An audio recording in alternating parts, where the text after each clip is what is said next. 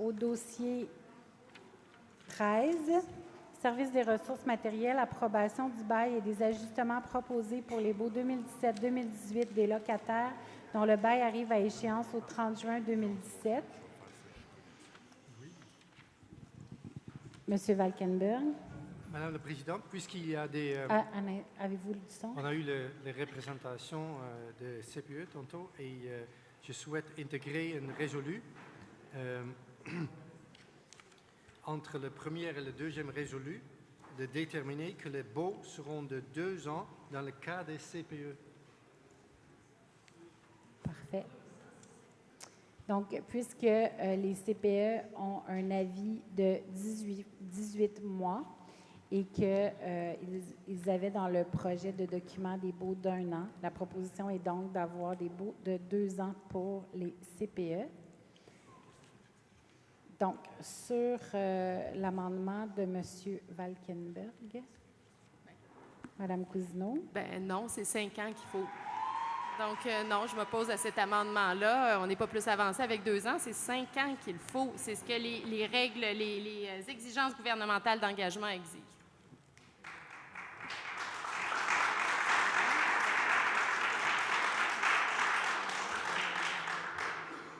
Donc, Mme Cousineau, vous demandez le vote sur l'amendement. Donc, nous allons passer au vote. Maître Pedneau. Oui, Madame Ariel Bourdon. Pour. Madame Mastrou-Monaco. Madame Georges. Pour. Monsieur Mazami. Pour. Monsieur Georges. Pour. Monsieur Gosselin. Contre. Monsieur Dufort. Madame Auclair. Pour. Madame Baudet. Pour. Monsieur Valkenburg. Pour. Madame Bélanger-Yang. Pour. Madame Cousineau. Contre. Monsieur Menirou-Zaman. Madame Wagner. Je m'abstiens. Madame Robinson. Je m'abstiens. Monsieur Lauzon. Je m'abstiens. Madame Drouliol. Je m'abstiens. Donc, 10 pour, 3 contre, 4 abstentions. Donc, maintenant, sur le document principal concernant l'approbation du bail et des ajustements proposés pour les baux, est-ce qu'il y a des questions? Monsieur Gosselin. Oui, Madame la Présidente, merci. Donc, on a entendu plusieurs organismes qui sont venus nous parler ce soir des impacts et de la façon aussi dont a été traité ce dossier-là. Vous savez, dans le document, ce qu'on dit, c'est qu'effectivement, la Commission scolaire de Montréal a aussi des besoins. Et là-dessus, sur le maintien des équipements, a besoin effectivement d'un certain financement pour pouvoir remettre à neuf, et dans certains cas, mais arriver à faire les travaux nécessaires. Dans le document qui nous est déposé, cependant, bien que Mme la Présidente nous avait informé que c'était plusieurs millions et qu'il y avait un déficit, il n'y a rien dans le document déposé qui nous confirme ces chiffres-là. J'ai fait d'ailleurs des demandes pour avoir plus d'informations, demandes qui sont restées sans réponse. Ceci dit, nous avons des besoins, effectivement. Je pense aussi qu'on a des responsabilités. Je pense que les organismes aussi sont venus nous dire que pour eux aussi, il y avait un immense impact, en fait, pour eux. Les organismes, je suis persuadé qu'il n'y a personne qui va... c'est plutôt au niveau de nos communautés, en fait. Et rapidement, je ne vous ferai pas la liste exhaustive, mais c'est assez catastrophique pour plusieurs. Et plusieurs organismes ont des missions qui sont vraiment de desservir des familles qui vivent dans nos propres quartiers. Le Garde-manger pour tous, par exemple, qui lutte contre la pauvreté et la malnutrition, c'est 26 000 $ de plus qui devra faire face au 1er juillet. C'est 26 000 de moins qui ira à sa mission première de nourrir et de permettre une meilleure sécurité alimentaire des Montréalais. Il faut aussi être conscient de ça. Carrefour Parents-Enfants, situé dans Hochelaga, qui a pour objectif d'intervenir auprès des familles pour briser le cercle vicieux de la pauvreté et de la délinquance. C'est 24 000 $ de plus de hausse de loyer. C'est autant de ressources financières qui n'iront pas à briser le cercle vicieux de la pauvreté et qui n'iront pas à prévenir la délinquance. Dans Annecy, le Centre de ressources éducatives et communautaires, le CRECA, qui œuvre en alphabétisation et en éducation de base aux adultes. Ce que je dois rappeler aux collègues commissaires, qu'il y a 50 % des Québécois qui sont des analphabètes fonctionnels. Le CRECA, c'est 16 000 $ de plus en hausse de loyer. 16 000 $ qui n'ira pas en alphabétisation et en éducation de base. Carrefour Populaire Saint-Michel, ils étaient là tantôt, qui interviennent auprès des individus et des familles à faible revenu dans le quartier Saint-Michel afin d'améliorer la qualité de vie collective Et celles de leur milieu, bien, c'est 15 000 de plus. C'est 15 000 qui n'iront pas à l'amélioration de la qualité de vie collective des citoyens de Ville-Saint-Michel. Donc, oui, nous avons, Madame la Présidente, puis messieurs, mesdames les commissaires, bien sûr que nous faisons face aussi à un défi financier, mais eux aussi font face à des défis. Et dans le communautaire, il n'y a personne qui roule sur l'or. Ça fait des années qu'ils sont en compression, ces gens-là. Leur imposer à 3 mois d'échéance une hausse aussi substantielle pour les loyers, les impacts vont être énormes. On parlait tantôt de certaines personnes, on dit on va fermer, on va réduire nos services, on va mettre des gens à pied. C'est ça les impacts.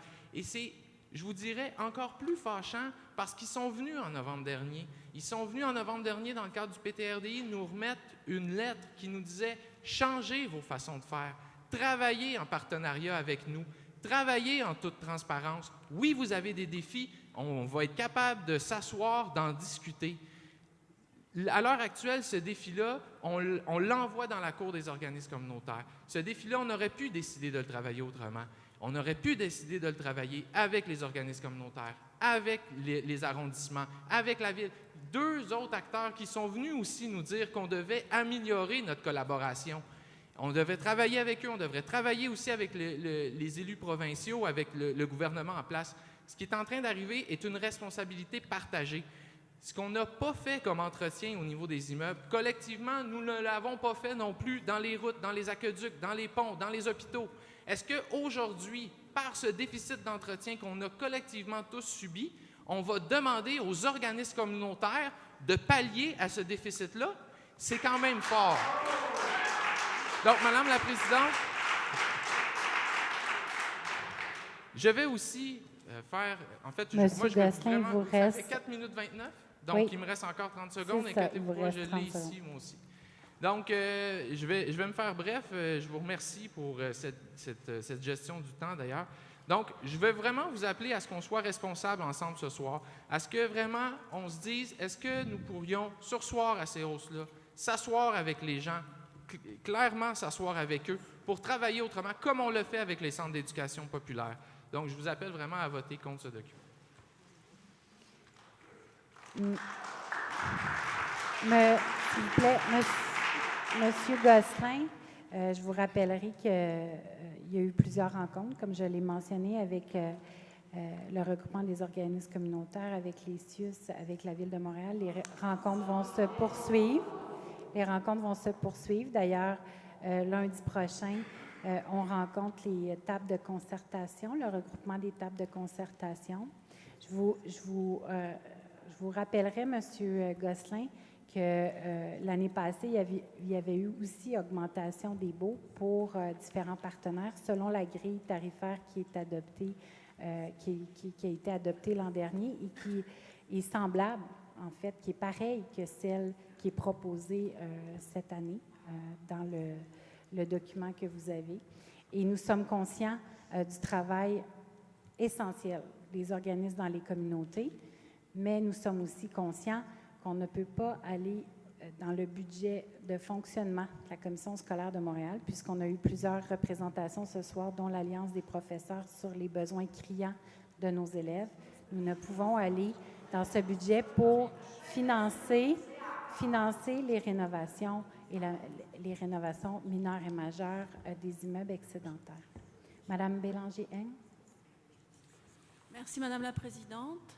Je me posais justement la question à mon confrère, M. Gosselin, comment nous, la CSDM, avec sa mission première, qui est quand même l'éducation de nos élèves, allions donc trouver l'argent pour rénover nos immeubles, premièrement, et deuxièmement, donc avoir le fonds nécessaire à même notre budget pour soutenir nos élèves. On demande plutôt, et vous le faisiez justement la mention, de soutenir nos élèves, de fournir des orthopédagogues, de favoriser l'inclusion scolaire, mais à un moment donné, on ne peut pas prendre tout ça sur notre budget de fonctionnement. Donc, je me questionne justement là-dessus. Merci. Donc, Mme Cousineau.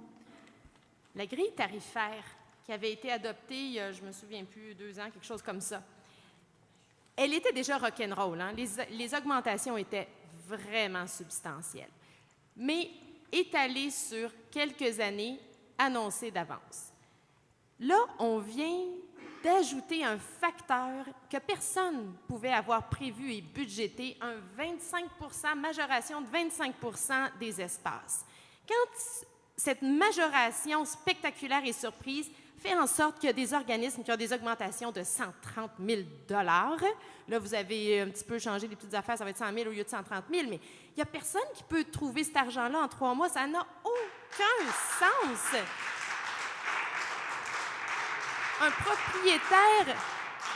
Un propriétaire privé agirait comme ça face à ses locataires que ce serait décrié, la régie du logement serait là-dedans. Ça n'a aucun sens d'agir comme ça face à des locataires. C'est irrespectueux de ces partenaires-là que sont les organismes communautaires.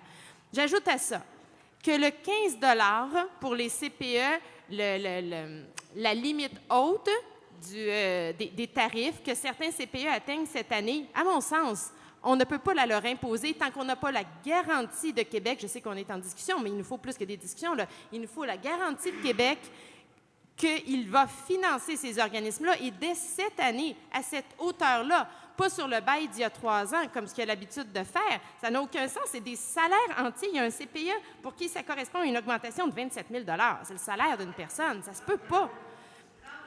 30? Okay. Excusez-moi, Mme Cousineau. Pas d'échange avec la D'accord. Donc, il nous faut l'absolue garantie de Québec que dès cette année, si on arrive à 15 ces organismes-là sont financés à cette hauteur-là.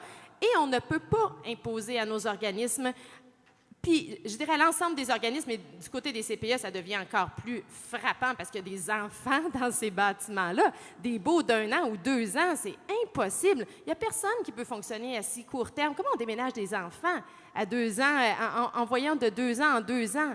Ça n'a pas de sens. Je sais que c'est pas simple, la situation de la Commission scolaire de Montréal, mais on est vraiment capable de travailler autrement, de prévoir des grilles tarifaires respectueuses de la capacité de payer des gens, de les consulter, de ne pas faire les choses par surprise de cette façon-là, qu'ils apprennent à 2 jours ou à 1 jour du conseil quelles augmentations complètement faramineuses ils vont avoir. On ne peut pas travailler comme ça avec les gens.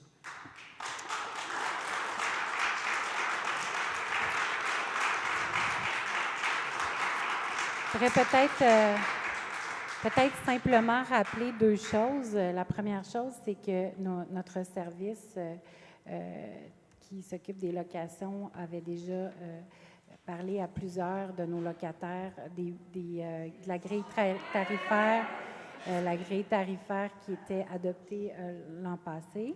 Donc, certains organismes avaient déjà entendu le plan d'augmentation auquel on doit faire face, malheureusement, étant donné les besoins de ces immeubles pour des travaux majeurs.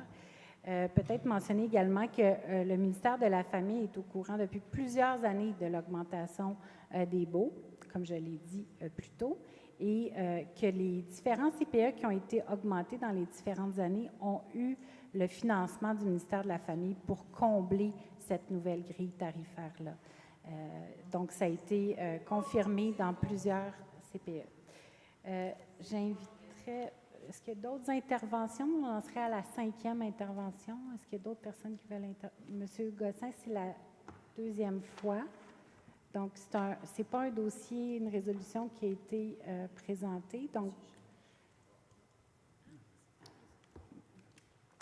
je vous demanderai de faire court parce que normalement, c'est 5 minutes d'intervention une seule fois, à moins d'avoir proposé une résolution. Merci, M. Georges.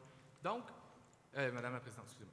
Donc, en fait, juste pour revenir, parce que je me suis Monsieur Gosselin, j'aimerais ça que vous soyez respectueux envers la présidence du Conseil ce soir.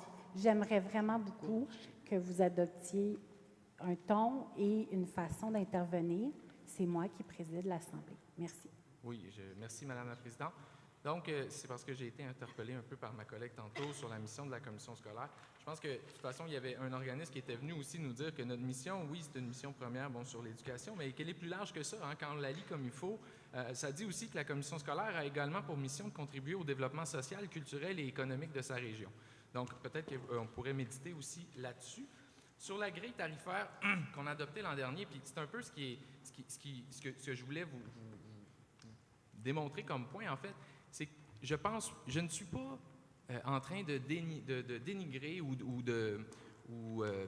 de ne pas voir les besoins que nous avons effectivement aussi pour l'entretien des immeubles. Mais je pense vraiment que nous devrions commencer à travailler autrement.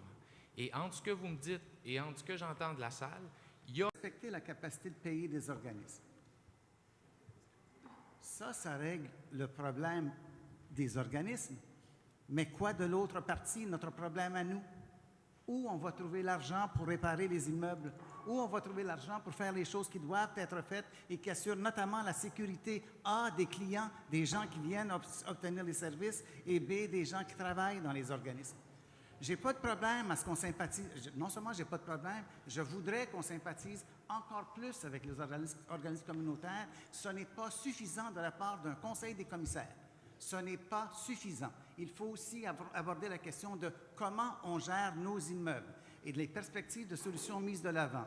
Travailler autrement, respecter la capacité de payer ne sont pas des solutions aux problèmes auxquels nous faisons face. Merci, M. Georges. Donc, nous avons épuisé les tours de parole. Est-ce que quelqu'un demande le vote sur le dossier? M. Gosselin. Nous allons procéder au vote. Oui, Madame Ariel Bourdon. Pour. Madame Mastro-Monaco. Pour. Madame Jorg. Madame Jorg. Oui. Pour. Monsieur Mazami. Pour. Monsieur Georges. Pour. Monsieur Gosselin. Contre. Monsieur Dufort. Madame Auclair. Madame Baudet. Pour. Monsieur Valkenburg. Pour. Madame Bélanger. Pour. Madame Cousineau. Contre. Monsieur Manerouzaman. Madame Wagner. Madame Robinson. Je m'abstiens. Madame Doubiol. Je m'abstiens. Monsieur Lauzon. Je m'abstiens. Donc 10 pour, 3 contre, 4 abstentions. Merci. Nous sommes